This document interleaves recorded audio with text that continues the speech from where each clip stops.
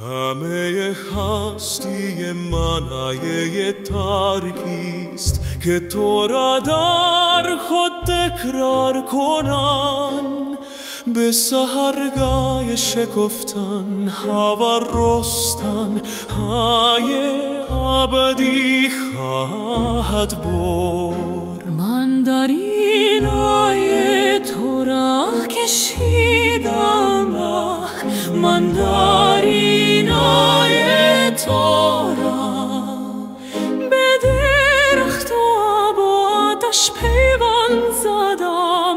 زندگی شاید یکی آبان دراز است که هر روز زنی بازن بیلی از آن می‌گذرد. زندگی شاید ریسمانی است که مردی بان خود را از شاخه می‌آویزد.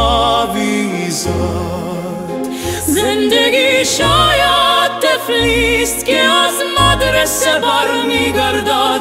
زندگی شاید افروختن سیگاری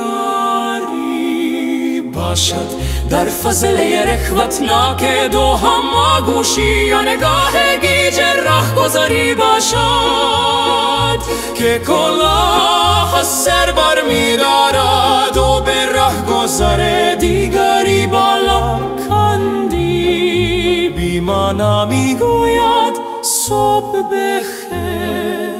زندگی شاید آن لحظه مسدودی که نگاه من در نینی چشمان تو خود را ویران می‌سازد، و در این حسیست که من آن را با ادراک ماه و با دریافت ظلمت خواهم آمیخت. در اتاقی که به اندازه یک تنها است دل من، که به اندازه یک کشک است به بهانه های ساده خوشبختی خود می نگارد به زوال زیبای گلها در گلدان. به نهالی که تو در بحچه خانه من کاشته ای، و به آواز کناری ها که به اندازه یک پنجره میخواند.